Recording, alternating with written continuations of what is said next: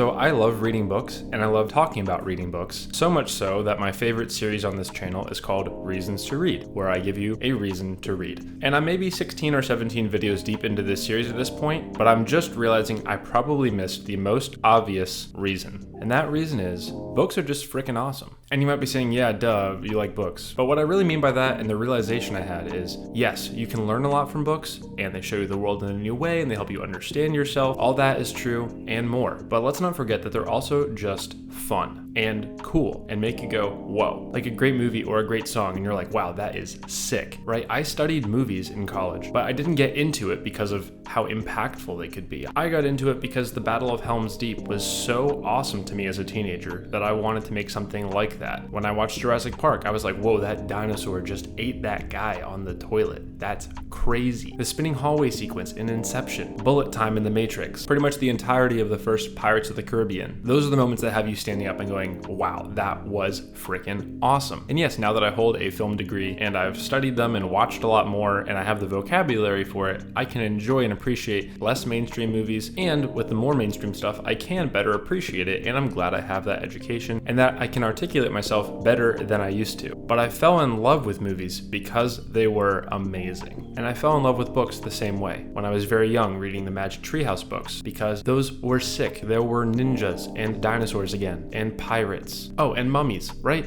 Absolutely captivating. And then getting a little older and reading Sherlock Holmes and Agatha Christie, not because I was trying to learn something or get anything or apply anything, but because there was a murder and I wanted to know who did it. So now for you, I don't know whether you're in love with reading right now or not. Maybe you were once and you're not anymore. The books you were introduced to in school, I will say, were probably great books, but I don't blame you if you didn't vibe with them at all at the time. They're very literary and they are awesome, but that's sort of like starting your movie appreciation career by watching Tokyo Story without ever having been allowed to watch Monsters, Inc. or The Incredibles or Star Wars. So if your English class left you feeling like literature has to be unapproachable and very serious and written by dead people exclusively, and so now you think of reading as sort of boring or something to do only if you're feeling productive, then I get you, but let me encourage you. If you want to like reading but you find it sort of boring, you might be reading the wrong book. Not that it's a bad book, but it's the wrong book for you right now. Fall in love first. Try and fall in love with books the way you fell in love with movies or music or cooking or whatever it is that you're into. You fell in love with it because it was awesome. Now, what's an awesome book, you might ask? That is going to be a question that gets a lot of different answers depending on who you are and who you ask. Let me list 3 very different awesome books right now to give you hopefully a place to start. If you'd like more from me in the future, I send out a newsletter on a monthly basis. That's absolutely free. You can sign up for that in the description below if you'd like to hear me recommend more awesome books in the future. But for now, 3 very different awesome books just to get you possibly started. First, the 3-Body Problem trilogy by Liu Cixin. It's sci-fi, it's Chinese, it spans 400 plus years, and it has to do with the coming alien invasion, but it's more centered around the question of what would humanity do if we knew aliens would be here in 400 years. Just binge those 3, so if you want 1,500 pages of Chinese sci-fi that's very cerebral but approachable, give that a shot. If that sounds too far-fetched or too big for you, let me recommend a short, quick book, classic, And Then There Were None by Agatha Christie. Really, any Agatha Christie book, go to your local library and just pick up any of them. They're all fantastic, all the ones I've read anyway.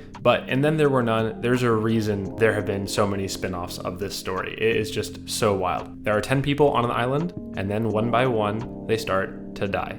And they have to figure out what's going on. And then if that sounds too bleak for you, let me give you one opposite spectrum. Again, short, very cozy. I've recommended this book before and I'll recommend it till I die. It is The Wind in the Willows by Kenneth Grahame. This is a very short, cozy, springtime feeling book. It is one of those books that is a children's story, but it is just so heartwarming and enjoyable to read. There's a character named the Mole, who is a mole, and then he has a friend, the Water Rat, who's a rat.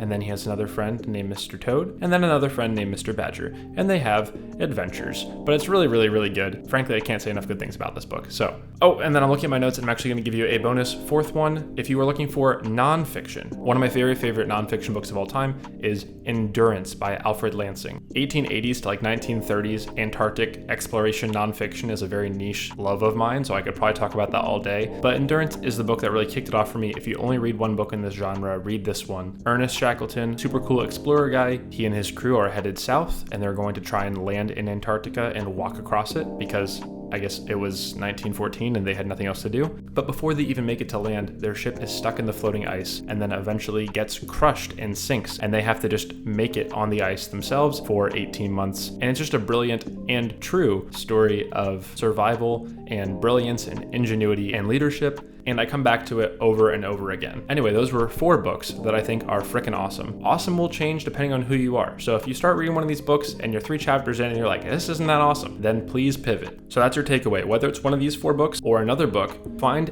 a book this week that you will love. And I promise you, if you can do that, if you can find just one book that you love, you'll be able to find so many more, because unlike movies, books have been around for a long time and there are a lot of them. So if you can find something you love, something that makes you stand up and say, whoa, books are freaking awesome, you might have just set yourself up for a really wonderful, awesome hobby for the rest of your life. All right, go find a book.